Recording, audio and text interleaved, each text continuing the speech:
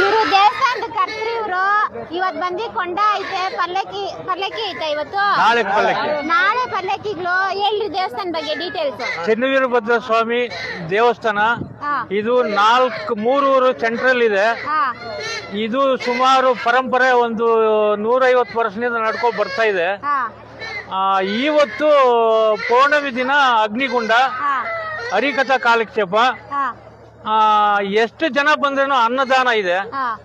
ನಾಳೆಗೆ ಪಲ್ಲಕ್ಕಿ 16 ಪಲ್ಲಕ್ಕಿ, ಡ್ರಾಮಾ ಇದೆ, ನೈಂಡಿ ಇದೆ, ಎಲ್ಲ ಇದೆ.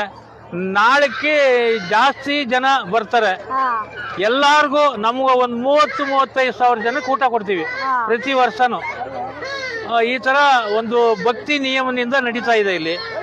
ಎಲ್ಲ ಜನಗಳದೇ ದುಡ್ಡು, ಜನಗಳದೇ ಪರ್ಸೆ, ಜನಗಳಿಂದನೇ ಜಾತ್ರೆ, ಎಲ್ಲ ಜನಗಳದೇ.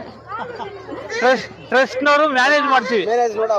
ಇವರು ಪ್ರೆಸಿಡೆಂಟ್, ನಾನ್ ಟ್ರೆಜರರ್, ಇನ್ನೊಬ್ರು ಸೆಕ್ರೆಟರಿ ಇದಾರೆ, ಅವ್ರು ದೇವ್ರು ತಗೊಂಡ್ ಹೋಗಿದ್ದಾರೆ. ಸರಿ ರೀ, ನಿಮ್ಮೆಲ್ಲರಿಗೂ ಥ್ಯಾಂಕ್ಸ್ ರೀ. ಚೆನ್ನಾಗಿ ಜಾತ್ರೆ ನಡ್ಸ್ಕೊಡ್ತಾ ಇದ್ದೀರಾ, ಧನ್ಯವಾದ ರೀ.